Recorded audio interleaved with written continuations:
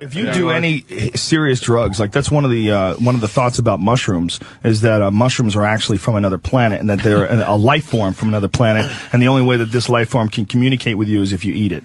That's one of the thoughts, because we know that Earth I'm sure was someone came up with that thought after they dropped that mushroom. After they ate the mushroom. Well, it's also scientifically based, because what mushrooms are is psilocybin is 4-phosphoryloxy N-N-dimethyltryptamine, and it's apparently the only compound we know about in nature that has phosphorus in the 4 position. There's no other related compounds like it. And the idea is that spores come from asteroids, because we know that like amino acids and all sorts of, like life supposedly was seeded from asteroid impacts on Earth. And the thought is that spores also came from another planet, and they are literally an alien life form that has landed here, created mushrooms. People eat these mushrooms and come into contact with these aliens.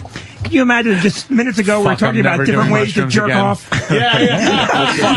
I like that. Well, you know, when now you're giving, smart. Giving me the chemistry. If you've eaten chemical mushrooms before, mushroom. one of the things that happens when you eat a lot of mushrooms is when the big, heavy mushroom experiences is like you're getting a lesson from something far more intelligent than you. I mean, literally, like you feel this connection to the world. You feel this, you know, this real sense that everything is intertwined and interconnected. All your actions and all your energy and your thoughts, that it all like manifests itself in your daily life, and it's all this weird like an intelligence is communicating with you. That's what it feels like when you're on mushrooms. That's fucked Joe, up. if you keep talking like this, you're going to lose your job at UFC. This is not at all, man. Not at all. My That's job, amazing. I am the bridge between the meatheads and the potheads. That's what I'm here for. I love that, man. That's a great theory. It's an interesting theory. You know, there's a guy named Terence McKenna that believes that human beings evolved from monkeys because they ate mushrooms, and it's based on climate. It's like a scientific theory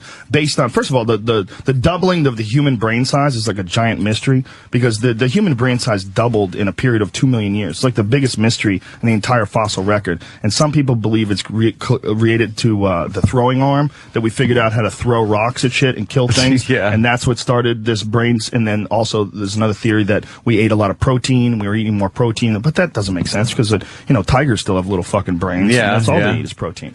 So his theory is that the primates, when the rainforest receded into grasslands, these primates, because when the environment changed, these primates had to change their diet. They started experimenting with other things, and one of the things they do is they flip over logs and things looking for beetles and grubs and worms to eat. Well, they flip over cow patties too. Like the baboons are observed doing that in Africa all the time, because like grubs and shit grow underneath them. But there's also these psilocybin mushrooms that grow in cow shit, and that they eat these mushrooms and then they have these insane experiences, and these mushrooms make these monkeys start being self-aware, and they start thinking about more things, and then they evolve. Also, the mushrooms, when you take them in low doses, they increase visual acuity, they make you see better, and they make you hornier. So you would have more efficient hunters, because they could see better, hornier, so they'd fuck more, and make also more monkeys that were also aware of the mushrooms, and this would like snowball, and the mushroom eating monkeys would be more intelligent than the rest of them, and they would evolve quicker. And this is his theory, that over a period of 2 million years, that's how human beings literally came out of lower hominids. You know, you could get high just listening to Joe. I feel like I'm listening to Joe. Contact buzz right now. I swear I was getting high just listening to him. Smoke. If you ate mushrooms, it would all make sense. No shit. I think I bet it would. I think when they eat mushrooms, they just see yellow or bananas. Bananas so yellow. Well, you know, ancient cultures, that's one of the biggest things in ancient cultures is cattle worship. Cattle worship is, there's an ancient culture called Choctaw Hyuk. It's like one of the oldest known civilizations. Klingon. It's like 7,000, 8,000 years ago, and they worship cows. Fucking cattle everywhere. Because the cow shit, they would find they didn't have microscopes. They didn't know that spores are microscopic. They were just shitting out this magic stuff. That's why the reason why in India everyone's fucking dying of starvation, they won't eat cows. It's because of mushrooms. Guaranteed. The root of it is the reason why cows are holy is because mushrooms shit and or mushrooms grow in cow shit, and they eat these mushrooms and they see God. So they think that mushrooms are coming from these cows. So these cows are like vehicles for God. That's for sure. That's way better than going to church on Sunday. Why the fuck else? Why the fuck else would anyone worship a stupid animal, a big dumb animal that creates giant shits? Why would you think that that's God? Why would you think that that's? And the holy? answer is right there in front of you. Exactly. It's a direct connection. They have psilocybin mushrooms growing on them. You eat that, you have insane experiences. It makes Joe, sense. have you had one of those mushrooms? No, never. I don't even know what I'm talking about. I'm just making shit up. Of course I have. Yeah, you have. Of course. Oh, jeez. Joe's tried a lot of Who stuff. the fuck hasn't? Yeah. You haven't tried mushrooms. Mushrooms you ain't are living, son. everywhere. I haven't done mushrooms in a long fucking time. I just bought some. Ari's got one. I didn't bring them to New York, but Yeah, wink, wink. Yeah. Yeah. There's no way we would Make some travel cheese with mushrooms. sandwiches. Let's go old school. Cheese sandwiches. Like The applesauce. So horrible. Chop it like a little mesclun. Our problem was we always had Yeah. we had the That made me horrible laugh. cheese that we made the cheese sandwiches. Well, because we were so dude, poor. there's a dude who got arrested recently. He was, I think it was called Bouncing Bear Botanicals, something like that. But his business was he was selling psychedelic plants that are legal.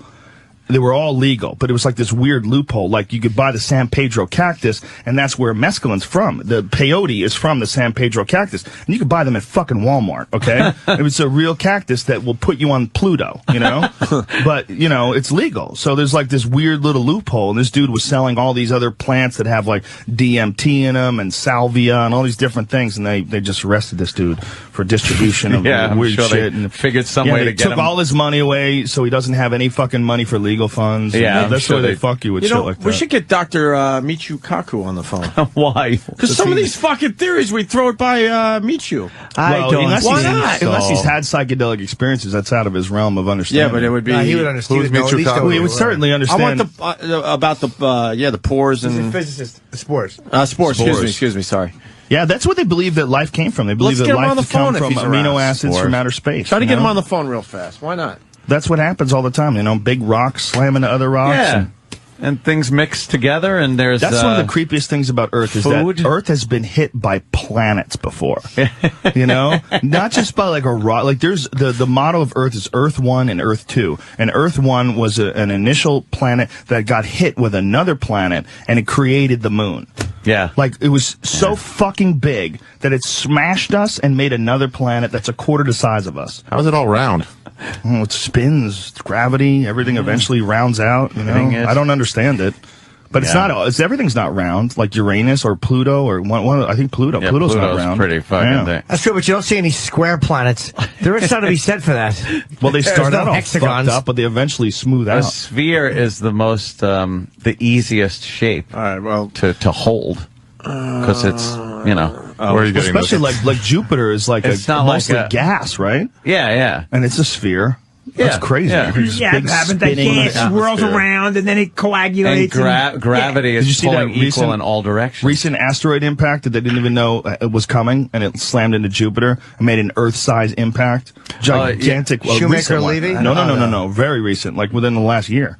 Another one they didn't see coming. An amateur astronomer in Australia pictured it. He was like staring at the images on his telescope of Jupiter, and all of a sudden there's this big fucking spot that wasn't there before. He's like, oh, look at this. Yeah, we could get taken out any moment. Yeah, well, it Jupiter just whack protects the us. Earth and then it's Yeah. done. That's why I stay 1 month behind on my mortgage payment at all times.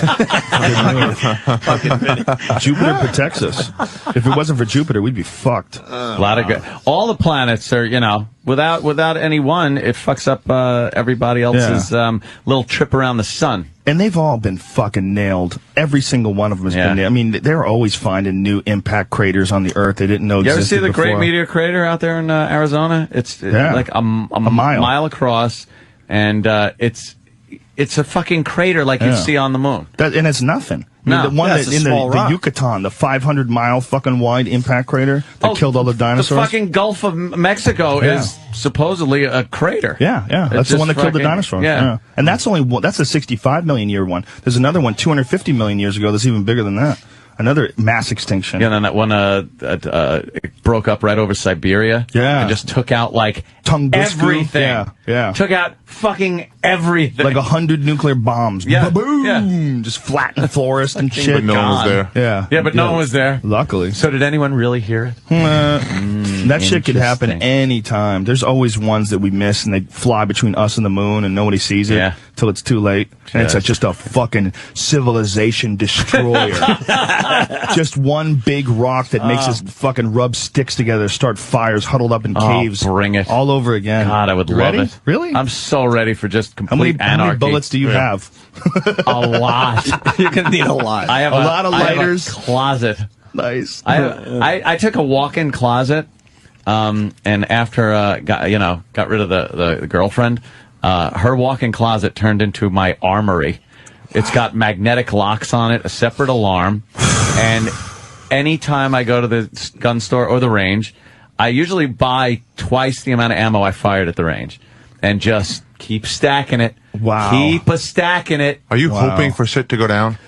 Not hoping, but it wouldn't bother me. At this point, this fucking whole place has just gone to shit, so...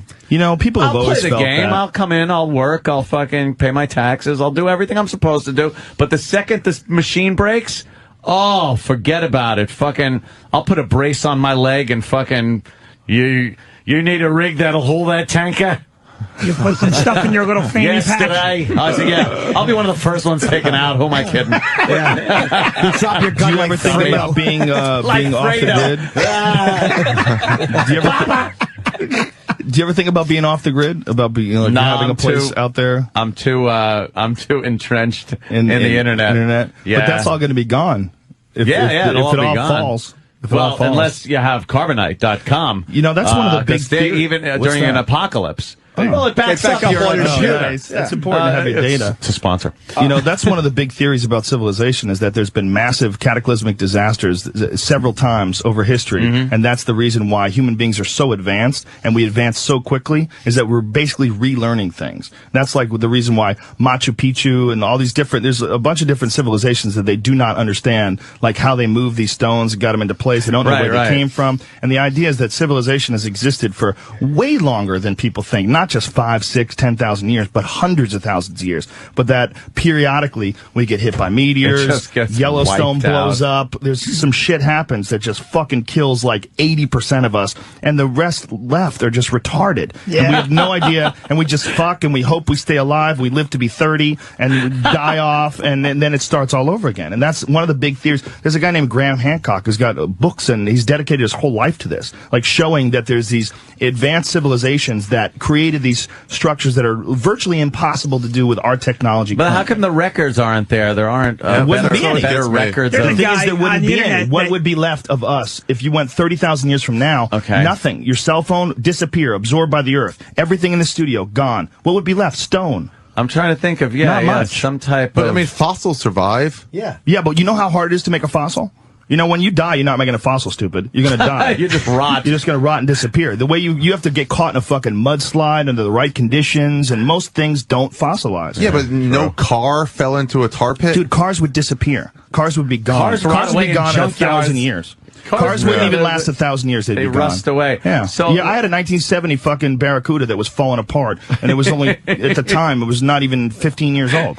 It was 1985. They never found anything like a crock pot. I think they would have found a crock pot. They found things, but the things they found are all stone. Yeah. They've never found anything, other than that, but nothing would exist. Yes. Nothing that we have would not be absorbed except stone. Stone buildings and stone constructions, they would stay. But so then people would look at certain monuments and just be like, wow, who made this and where did it come from and how did they get this from point A to point B? Well, I think there's a lot of structures like that out there that people just moved into. They found them that, like the fucking pyramids. There's a giant controversy about the dating of the pyramids. There's a guy named John Anthony West that has dedicated his entire life to trying to say that the Egyptian culture is tens of thousands of years older than conventional or paleontologists or archaeologists believe it is, and that he is shown that he's brought in geologists to show that there's water erosion on the Sphinx that shows that the Sphinx has been weathered by thousands of years of rainfall. But the last time there was rainfall in the Nile Valley was 9,000 BC. So there's thousands of years before that. They believe that the pyramids were built somewhere around. Conventional thinking is 2,500 BC, and this guy is saying it's like 9,000 years older than we think it is, and that's just where it might be. It's probably older than that because it's been rained on for thousands of years. Hold that thought. We got Dr. Michio Kaku. He actually called us. This is awesome. Fuck yeah! Hey, doctor. Hi, I'm right here. All right, we got Joe Rogan in the studio. He's an amazing stand-up comic, but he also knows he has a lot of theories and stuff, and he threw a few at us, and we want to throw them at you now. So I'm just going to give you Joe Rogan for a minute or two. What do you think about do you believe that life and amino acids and stuff have come here from asteroids and seeded the Earth? Well, there is the panspermia theory that says that, the aliens are here already. Look in a mirror. You're seeing an alien in the mirror right now because we're made out of spores and DNA that landed from another part of the galaxy. Fred Hoyle, the cosmologist, believed in that theory. He said that very soon after the oceans formed, life gets started. And it just happened too quickly. There's not enough time to get DNA off the ground. So he thought it came from outer space. I'm not so sure. I think that, a volcano vent on the bottom of the ocean, they would have plenty of time to get DNA off the ground. But it is a legitimate area of dispute. Is it possible that it's both, that not only have has life existed because of volcano vents, but also because of, it comes from everywhere. It comes from Earth, and it also comes from outer space? That's right. There's some people who think that life started multiple times on the Earth, and perhaps there are germs all around us, some of which came from outer space, some of which came from, indigenous forms. And, where are they? Maybe they're in your nose. Maybe they're in your lungs. They could be everywhere, hidden, and we have yet to scratch the DNA of all the germs on this planet. So there is a theory that says that some of the germs probably came from outer space, and some of them may have been homegrown on the planet Earth. We haven't analyzed all the germs yet. That's why it's really spooky when they talk about taking a probe and putting it on Mars and then bringing it back. Yeah. Whoa, that gets a little... What are you bringing back with it? What's coming home? Yeah, tell them about the pyramids, too, there, Joe. Oh, are you familiar with the work of John Hancock, or Graham Hancock, rather, or John Anthony West? Well, I've heard some of it, based on erosions of the Sphinx and the pyramids, right? Yeah, well, Ron Schock, the geologist from the University, Boston University, is the guy that has kind of spearheaded the geologist perspective of it, that there's thousands of years of erosion from rainfall on the Sphinx and the Sphinx enclosure. It's hard to say because, 10,000 years ago, we had the Ice Age. And when the Ice Age melted, we had lots and lots of water that created the Great Salt Lakes, the Great Lakes near Michigan. A lot of the rainfall and the lakes of the earth were created after the Ice Age ended. So it's kind of hard to turn the videotape backwards to see what Egypt looked like at the end of the last Ice Age. So there could have been massive flooding in the area, which, sets the geologic time clock askew. Because of the melting of the glaciers and the formation of the Great Lakes. Well, that's one of Graham Hancock's theories coincides with the end of the Ice Age, because the end of the Ice Age and the extinction of woolly mammoths and saber-toothed tigers came very abruptly. And there's actually, they've found dead bodies of woolly mammoths, thousands of them all in one area. And the idea is that something happened that created this mass extinction, maybe a meteor impact or something, and it also coincided with the abrupt ending of the Ice Age.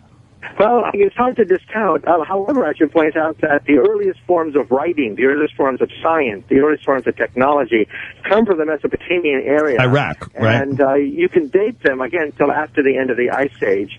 So you would have to assume that civilization speeds up real fast in order to get the Sphinx and the pyramids to be built. Right. Most people would give it a much slower time frame, given the fact that it took time for primitive people to figure out how to use architecture and how to build stone monuments and things, because we were coming out of the Ice Age when we were like nomads, scrounging like a wolf pack. Well, that's one of the interesting things about that area, Iraq, which is where Sumer was, which is the oldest known civilization, first written language, first mathematics, first astrology, astronomy. They had a detailed depiction of a solar system, including Pluto, which we didn't discover until 1970, and this is 6,000 years ago in Sumer. Well, I would tend to doubt that they would get Pluto. The ancients didn't even get Uranus, Neptune, and the outer planets. The ancients only got up to Saturn.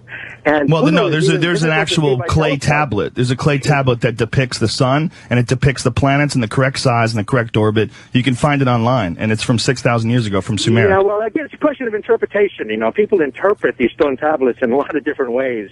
But, even modern telescopes have a difficult time seeing Pluto. You need the Hubble Space Telescope to get, even good glimpses of what Pluto may look like. No, I agree with you, but this is a really obvious image. I mean, it's a sun, and there's spheres that surround the sun that are the exact same number as we have planets in our solar system, and they're the exact same size in the right order. Well, I'll have to see it to believe it. It's pretty trippy. Got onto the calendar very early because it meant that you know when to plant the seeds, harvest. The calendar was very important for agricultural societies in order to know when to harvest the plants. But to go past to Pluto, when they didn't have telescopes, is kind of a stretch, I think. Well, how about any planets when they didn't have telescopes? To look at to look at Mars when they didn't have telescopes is a big stretch, no? I mean, I'm not. Look, this is all just. It's quite red. You can see it in the ecliptic plane. You can see it tonight. Yeah, you could see that there's something up there, but you can't see what orbit it is and where it surrounds and, what other planets are around it and Jupiter all the planets lying in the ecliptic plane. So the ancients were pretty smart. They figured out that all the planets lie in a straight line that cuts across the southern sky called the ecliptic plane. Yeah, but to look at it without a telescope, and to figure out what size it is and where the orbit is, that sounds almost impossible, doesn't it? Sounds pretty crazy. They didn't know the size of these things. They just did the relative orientations and the angles of these various planets. Do you have an internet connection? Do you have an internet connection right now? Are you online? Pardon? Are you online right now in front of us? Filming something. No, I'm on a cell phone right now. We're filming sci-fi science for the Science Channel. Oh. Yeah. I would love you to look at that image and see what you think of it. It's good. It's pretty trippy. It's really a star. It's a sun, and it shows these planets around it. Who knows what the fuck they did know? There is a danger that Westerners put too much into indigenous culture's accomplishments. For example, the Mayan calendar. I think that the Westerners have hijacked the Mayan calendar and created all this mythology that doesn't exist concerning the Mayan calendar. The Mayans did not know where the center of the Milky Way galaxy was. They didn't know the orientation of the Earth, so on and so forth, with respect to the galaxy. These are Western refinements imposed upon an indigenous culture's astronomy. Yeah, I always thought that it's very interesting that people look to the Mayans to figure out when the end of civilization is going to come, when they couldn't even figure out when the end of their civilization would come. I mean, they disappeared over 1,000 years ago. Not only that, they were playing soccer with human heads. It was meant to be the beginning of a new cycle. It's a new age, It was meant to be celebration rather than doomsday. So the end of the long count. Basically, Doctor, what you're saying basically is that the ancients were a bunch of boobs who got lucky with a few charts. They did predict that movie. The ancients were very good with their calendar. They were able to get out to Saturn. They had the eclipses correct. They were very, very good out to Saturn. But beyond Saturn, you need a telescope. What do you think about these ideas that all these ancient cultures talk about a previously existing, much more advanced civilization that was wiped out, like Atlantis, and they talk about it in Sumer, another civilization? What do you think about these people that think that there have been many different stages of humanity and that we've been wiped out by cataclysmic disasters and then had to rebuild? Well, the flood mythology goes back to the tale of Gilgamesh, which goes back to the 27th century BC. It's perhaps the oldest epic story of all time, and it talks about a great flood, the search for immortality, the great flood, and this, of course, then takes us back to before the Bible. And many people think that perhaps the Bible's talking about the great flood comes from the tale of Gilgamesh. So, yeah, I mean, there are tales of these things. And also, if you take a look at the Caspian Sea, at the end of the Ice Age, there was a massive breakdown of one of the lakes after the end of the Ice Age, which could have created the legend mentioned in the Epic of Gilgamesh. Right, but it is also possible that we have been almost wiped out many times in the past by giant meteor impacts and things of that such, right? Well, if you take a look at the fact that all humans are almost all the same, any two monkeys are quite different, any two foxes are quite different. We are almost the same genetically speaking, which meant there was a bottleneck. About 70,000 years ago, some people think there was a volcano that erupted in Indonesia that wiped out most Homo sapiens, leaving only a few hundred to populate the entire Earth. So there is a theory that's pretty much accepted by many people in biotechnology, that only a few hundred people survived the cataclysm. We don't know what. Perhaps a volcano. There's so many things that could jack us. That earthquake in Yellowstone that's had 2,000 fucking earthquakes over the last since January. There's a gigantic caldera volcano in Yellowstone National Park, 600 kilometers wide. That's about to blow. Yeah. Yeah, it erupts on a scale of a few 100,000 years, and 600,000 to 800,000. We are overdue for another eruption. Yeah. There is a super volcano under Yellowstone, and it's a continent killer, right? It would it would rip the heart out of the United States if it erupted. Wow, it's a continent killer, literally, it kills everything. Gophers live. That's why I have property in Canada. And it's happened in the past. Yeah. It's not science fiction. It's happened in the past. Yeah, every 600,000 to 800,000 years it blows. I mean, they only figured it out that it was a giant volcano really within the last couple of decades, right? It was like satellite imagery, wasn't it? Yeah, there are a few supervolcanoes that in principle could wipe out the United States. Yellowstone is one. Another one is in the Canary Islands. If an island there collapses, it'll set off a tsunami which will inundate most of the Northeast. And so these are very, very credible dangers that we have to worry about. But again, on a time scale of thousands of years. But it's something that, it does give you pause, knowing that if Yellowstone blew up, it would rip the heart out of the United States of America. It's, the way I look at it is like human beings are like, we live in an anthill. There's an anthill that's in the middle of a field, and the ants in the anthill, they've only lived for a couple of weeks, and this is all they've ever known. The anthill's always been there. Yeah. And one day some little fat kid comes walking through the field and just stomps the shit out of that anthill. And you know what? It just happens. They never saw it coming, and life is forever changed. Joe, you're hysterically funny. You're very bright. Listening to you, I just want to go home and weep. I just want to sit in a corner and just weep. It just makes you appreciate the time that you have here. Yeah, I love this stuff. The mushrooms. Oh, by the way, can I say something? Yeah. It was mentioned to me that you had a discussion about a living planet, right? If you take a look at the movie Avatar, many people miss this. Sigourney Weaver warns the troopers in the movie Avatar that the planet is alive, that it has a central nervous system, and that's why everyone has a tail. The tail connects you to the central nervous system so you can upload. Yeah. You can upload and download with the planet. And that's how at the end of the movie, the planet is able to coordinate an attack against the Star Troopers. So here is an example of a living planet with the nervous system that is capable of coordinating an attack. Now, whether or not evolutionary biology allows this, of course, we can ask James Cameron if he thinks it's plausible. But it is a mechanism that they use in the movie Avatar to show how a planet could be alive. Well, if you do mushrooms, the planet feels alive. Have you ever done mushrooms? I can't hear you. I'm either watching. I love that. That's the answer.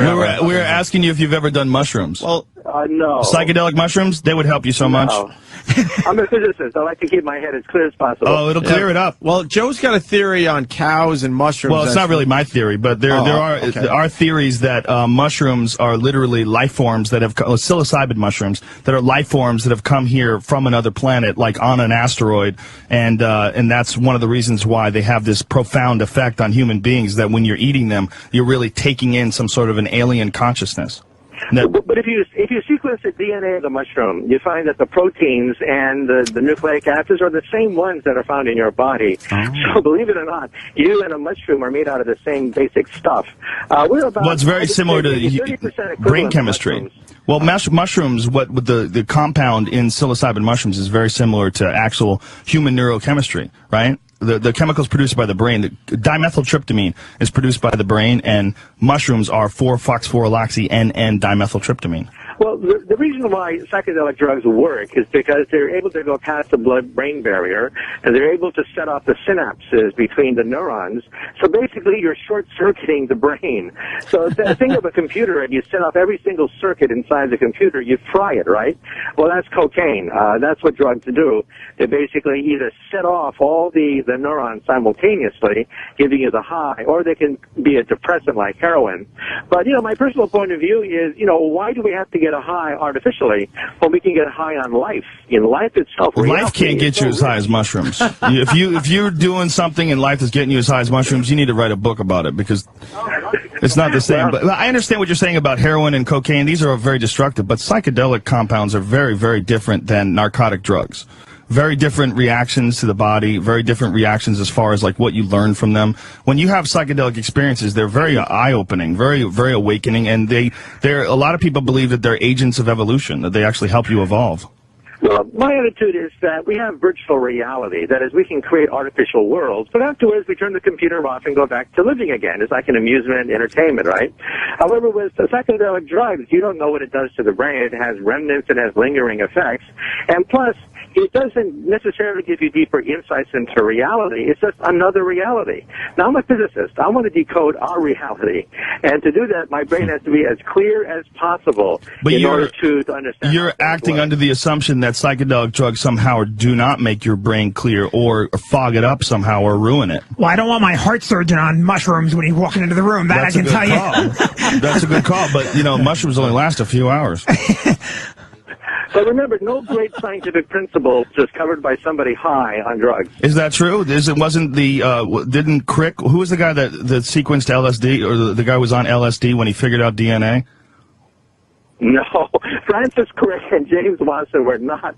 Yeah, there's something online that you can read that about that. But Joe, he admitted that when he was dying. No offense, but anybody online can. In order to decipher the DNA molecule, it had nothing to do with drugs. Well, there's something I don't have the story in the top of my head, but I do know that John Lilly. You know who John Lilly is? The guy who's a pioneer in interspecies communication. He did a lot of work on dolphin communication. Yeah, dolphins. He was a guy who did a lot of work with dolphins, dolphin communication, deciphering dolphin communication, and he was a big fan of acid. And he said that he used to Dr. Doolittle. He's John Lilly. That's the point, right? If you're on acid, you can speak to anything you want. You can speak to the chair if you want. Now we're talking. Chair.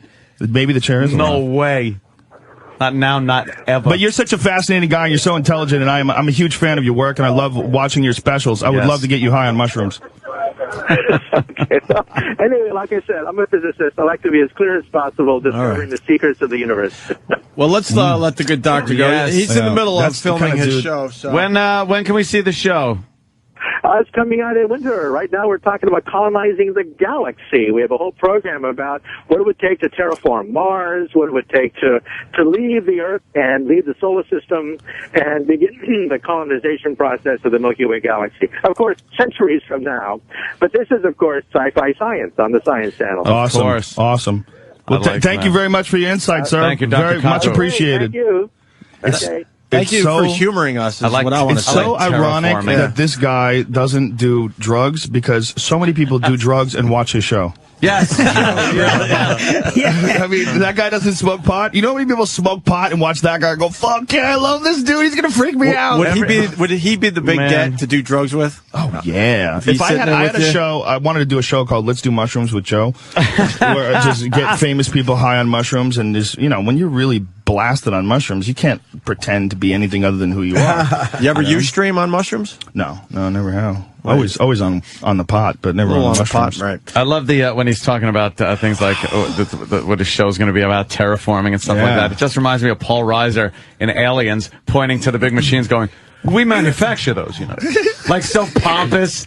They're terraforming the fucking planet." Reiser was the company manufactures. He was one of the best weasel douches ever in that movie. I've never liked him in anything. And Aliens, he was such a fucking pricky weasel. He was awesome. Hey, kiddo.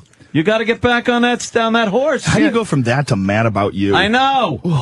It was great. I guess you got to get paid. Yeah, exactly. Yeah. But fuck, your agent calls you and says, "Here's the money." How great would it be to have a guy like Kaku around all the time just to ask questions? Just to ask questions. We have him. Yeah. He calls right in every time we ask. He's in your building. Right? Yeah, and he simplifies it a little bit. We make fun of that. But he has to. Yeah, otherwise he knows he's talking to dummies. So. Matt in Jersey's got a question for Joe Rogan. Matt. Hey guys, what's up? Happy birthday, Jimmy. Hi, fella. It's not Jimmy's birthday. Hey Joe, I just got a question, man. You smoke a little weed, you take a little mushrooms, you sleep in a weird bathtub, and you got all these insights. But don't you think it's a little coincidental that we just happen to be the perfect distance from the sun? All these natural coincidences that are just awesome. Do you believe in God? Do you think they could be an act of God? Well, I don't think it's a coincidence. I think life forms in the environment that it can form in. I mean, life forms at the bottom of the ocean in these volcanic vents that we didn't even know could support life. And they have all these little weird fucking creatures living around there. I think we adapt to the environment and we have evolved to be what we are. As far as the other way around, I think. Yeah. As far as whether there's a God or not, I am not smart enough to answer that question. Who the fuck knows? I don't think there's a guy in a robe in the clouds, but to think that there might be one gigantic thing that is all things, and that's much more plausible to me than this is all random. It's much more plausible to me that there's like a purpose that we're all moving towards. I mean, it seems, if you look at like human beings and you look at like our obsession with technology and innovation, it seems to me like we're moving and building towards an event. And it might very well be that bees make honey, and they make honey, they make, fucking beehives, and ants make anthills, and human beings make insane technology, that we literally create something that changes our world. I mean, that might be what's going on with the Large Hadron Collider. It used to be that we were obsessed with innovation because that can improve the quality of our life. Like, cavemen figured out if you put a pointy rock on the end of the stick, you can kill shit that's over there. Yeah. You don't have to run up to it and kill it with your face. You know what I mean? Like, that made life easier. Well, it might get to a certain point in time where, I mean, where we're at right now, the things that they're working on right now, the peak of science, has nothing to do. It's not going to trickle down. Particle physics and smashing atoms, that's not going to trickle down to your fucking cell phone. Like they're working on some shit right now with the Large Hadron Collider and the experiments with time travel and stuff they're doing right now. Yeah. They're working on some shit that is just so beyond helping us. It's just, what can we do? Can I press this button? Can what we happens when I do bend this? some space? When they Can first we- blew yeah. up the first atomic bomb, there was a very real concern that it might kill the entire Earth because it would start a chain reaction that would blow up and it would eat up the entire atmosphere of the planet and kill everybody. And they said, well, what's about But we that? had to give it a Find out. whirl anyway. I think that we Try it on the Japs. I think we have this obsession. The reason why we have this obsession with technological innovation, and even the reason why we have an obsession with material items and new things, I think it's because we're supporting what the human organism as one gigantic superorganism is doing. It's almost instinctual in us that we have to build things and make things, technology. I've said it. I said it just before. It's just amazing to me, and people take it for granted. You look around, and there's nothing that you can look at, no matter how technologically advanced it is and cool it is, that didn't just come out of the ground. Yeah, and dirt we and pulled rocks that and shit out. It didn't come all from natural. Nothing came from a fucking a TV factory in space that some aliens gave us. We had to figure out how to take dirt and wood from the trees, silicon and plants and sand and plastics and and oil and all that, turn into things and melt it and put it together and mix it and do that, and then you can make a television. Yeah, how about you can make a fucking thing that you can shoot into the sky and it can take pictures of planets fucking millions of miles away flying through the solar system. See, that to me is amazing. I get amazed at my Easy Pass. I'm amazed at all of it. It's fucking incredible. I think that we look at the behavior of other animals as natural. We look at the behavior of wolves. The wolf, the alpha forces the beta out, and the beta has to starve dead. We go, well, that's natural because you have to have strong genetics to survive in the wolf world. But we don't look at our world as natural. We don't look at our behavior as natural. I think it is. That's what I bitch about all the time. People try to put us so far above the animal world. We're just another fucking thing that's occupying space on the planet at this moment. We're dressing it up. That's why we are wear the clothes, animal world. We're changing it. Yeah. I think that our behavior is natural, and that our lust and our obsession with material possessions and our obsession with technological innovation is completely natural. It's not all natural. You've been to fueling a Camden, New machine. Jersey? It's not natural. That's natural too. You ever been to the Congo? That's going back to the animal kingdom. That's natural too. Some crazy shit going on there, my friend. exactly. I like that thought, Joe. Yeah, I was born in Newark. A lot of people saying you held your own with Dr. Kaku, so congratulations. Of course. Oh, there's no held my own. I mean, You Jesus held your Christ, own, just brother. asked him questions. This- But the picture of the solar system, he's completely wrong. Dr. It's not like to Michio say Rogan. that they're. I don't to think say he that, saw it, though. Yeah, he hasn't In seen all it. fairness. If he did see it, you would see it's a fucking sun. Can we see it now? Joe, where do you see let's it? pull Yeah, it put it up. Dr. Where's Steve Dana? hates Dr. It's, Kaku. Somebody find it. Look Or up. Ira, work that computer Someone over look there. up Sumer, Sumer. Look up the solar system image or something like that. Google that. Don't you love how Sun. Dr. Google it, Steve Google it, hates Google Dr. it. Kaku? Dr. Steve Hates can't him. stand Who's him. Dr. Steve? He's a He makes physician, shitty wine very and smart he gives dude. us Ambien when we And he's want. also got a big physics background. Why does he hate Dr. Kaku is Kaku? a physics hack. He finds it to be a hack and a fucking idiot. Really? Who knew there were physics Yeah. hacks? Well, there's a lot of debate in the physics community whether or not to even take any of this string theory seriously. Like a lot of people say they talk like cultists, and this is all nonsense, and none of it's proven. So there's a lot of weird shit going on with the whole string theory thing. Let's go to DK. DK. Hey, Bubba Boys. What's up, DK? I got two quick things. One, Rogan, you're fucking a genius, dude. I love you. I'm not. Listen, I'm far from a genius. I'm Yeah, a but you know pothead what? with free time. But no, it's impressive how you spit out that shit like it's nothing. That's because I'm a fucking retard. You try to ask me how to count. Already seen that. I'll fucking go to a check. I try to add 20%. I freeze trying to count numbers. There are a whole civilization dedicated to 20%. I understand certain things. But I know that how part to, of your brain is being used for I something know the else, right that's position all. to put your arm to choke people unconscious. I know a few things that I've memorized. All right, DK, what do you got? I was wondering if he had actually like a list of the books he's read, if he's put them up on his website or anything. Yeah, you should do that, Joe. Well, the other one is all that shit about mushrooms. All that stuff is all Terence McKenna's theory, and there's a bunch of really good ones. The best one I think is Food of the Gods. But any of the old Terence McKenna books, the Invisible Landscape, there's a bunch of different books by McKenna that are all. McKenna was a genius who spent his entire life doing mushrooms and studying psychedelics and studying the idea that psychedelic drugs are literally agents of evolution, that they help you evolve, and that they are the reason why human beings have evolved from lower animals. Joe, is there any part of you that thinks that maybe this guy's just fucking crazy? No, because when you look, I know that I'm a very different person because of psychedelic experiences that I've had. They've made me very different. But what I mean is, like, okay, so this guy does a lot of mushrooms and write the book. That's just, I mean, that's what happens when you do mushrooms. Weird shit comes out of your head. It's not that's the point simple. of doing mushrooms. Well, why can't it be deeper than that? But this guy is a scholar. He's not just a guy who did mushrooms. He's a guy that like studied archaeology and studied the history of, like he's gone into these indigenous cultures and taken ayahuasca with them and fucking traveled into spirit worlds with these shamans. I mean, it's a little bit deeper. I think we like to look at drugs as being something that wrecks your life and ruins you, which in most of the cases is true. Mm-hmm. But we throw this big blanket over all these compounds that affect your mind. We call them all drugs. They're all very different. Like there's a fucking drug. I'm drinking coffee.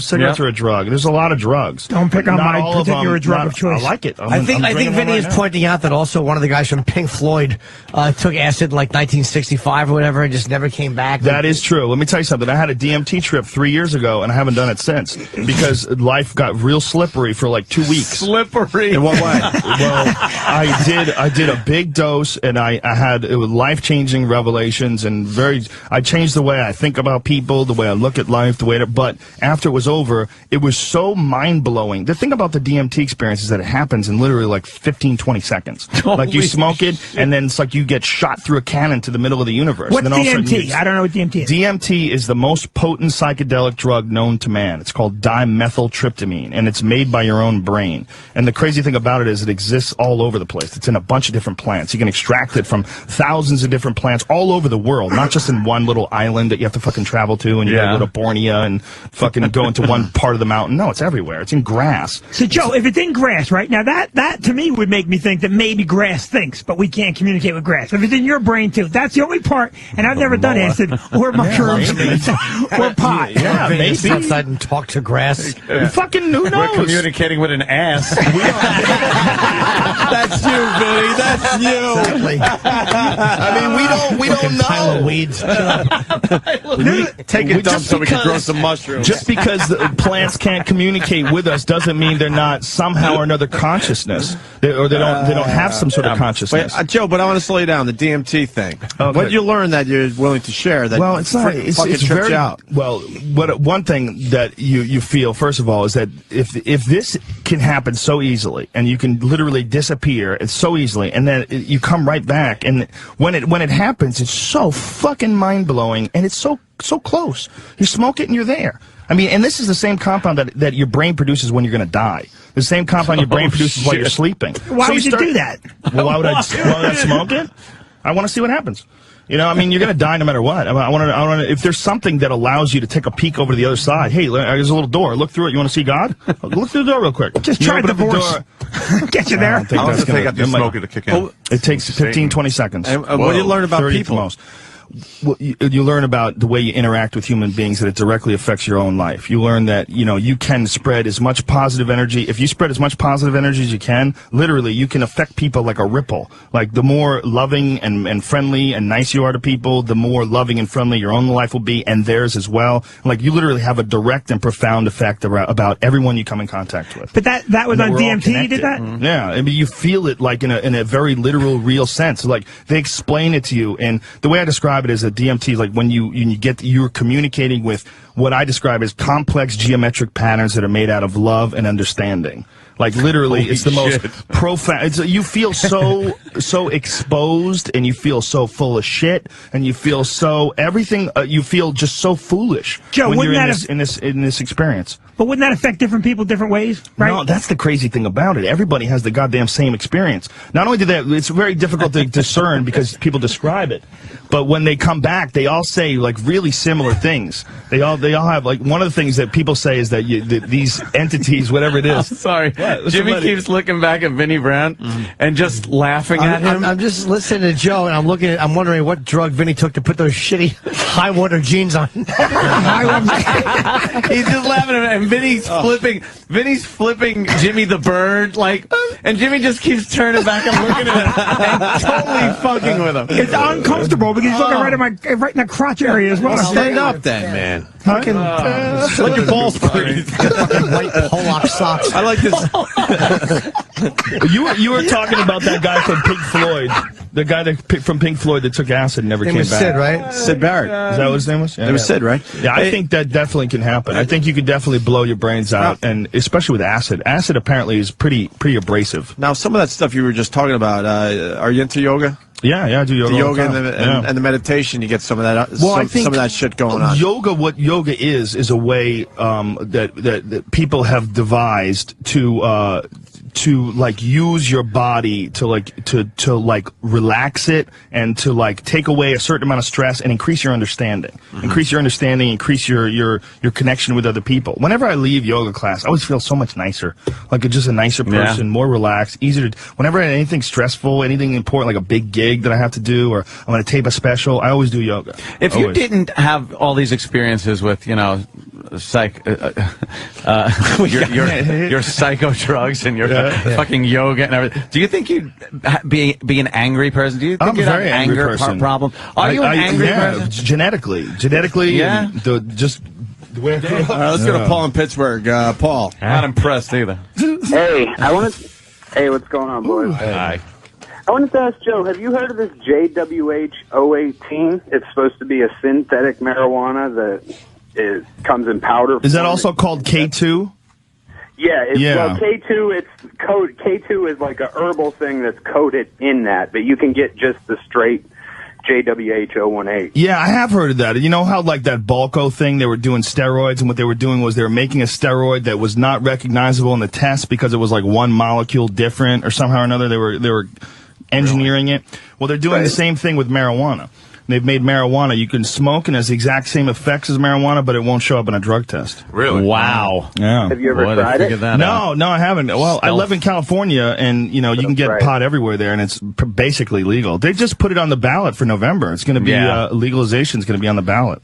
Wow. Are they going to just sell it and tax it and fucking well, that's what they fucking should have done a long time ago. They zone it, though, right? You can't just buy it everywhere. They're like cigarettes. They zone it now. I mean, supposedly they're supposed to shut down a lot of these pot dispensaries because they're too close to schools and residences and all sorts of other things. Does that ever really fucking matter if things are close to a school? Maybe it does. I don't know. I don't mind as long as it's available somewhere. I don't mind. Yeah, you're right. It's just some dumb law. Well, it can't be within such and such of a school. Like, who cares? I do. I wouldn't want my fucking kid going to kindergarten and some douchebags getting baked like right next door. Well, don't get baked next door. Kids, buy your weed, but The problem with pot is the problem with society in general is 80% of the people are fucking retarded. And if you get 80% of the people high and then you go, oh, well, that's what potheads are like. But that's retards high. You can have a CVS that sells liquor. Like near school, can't you? Yeah, no, that's a good point. What about booze, man? Matt, I know they were trying in Nassau County to put some law on the books that there couldn't be a gun store within a certain distance from a school or even school bus. And it's like a gun store isn't a school-like bus stop. They were trying to get this gun store shut down. And it's like, you don't buy a gun and then walk out of the gun store and just start, yeehaw, like shooting it up in the air like Yosemite Sam when you leave the place.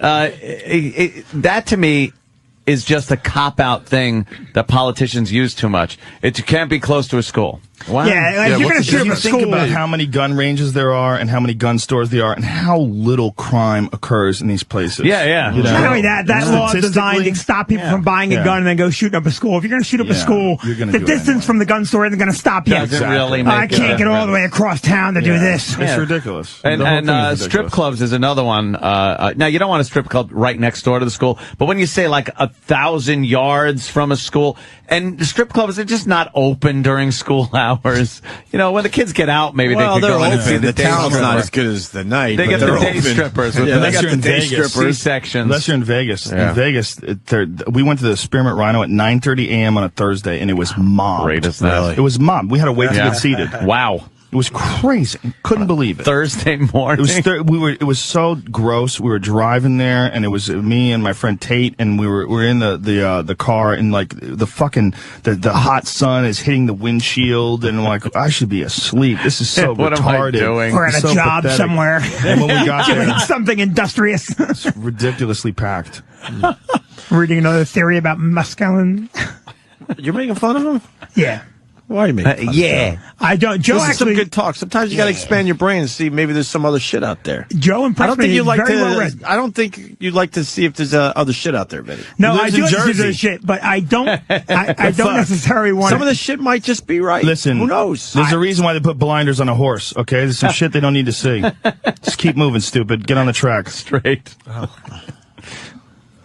Wow. Do you expand your mind? That was awesome. I had to ponder that for a second. No, I don't. Yeah, Vinny's very different than Joe. Yeah, I'm amazed, though. I like that. I like to think it's not just this horse shit that we're looking at every day, that there might be some different looks There's out there. a lot more. Yeah, There's a lot more. I like to think that. I like to think that, too, but I don't necessarily want to dig into a pile of cow shit and eat something off of it to find out. You have to. You ever do mushrooms? My friend who grows it in his closet.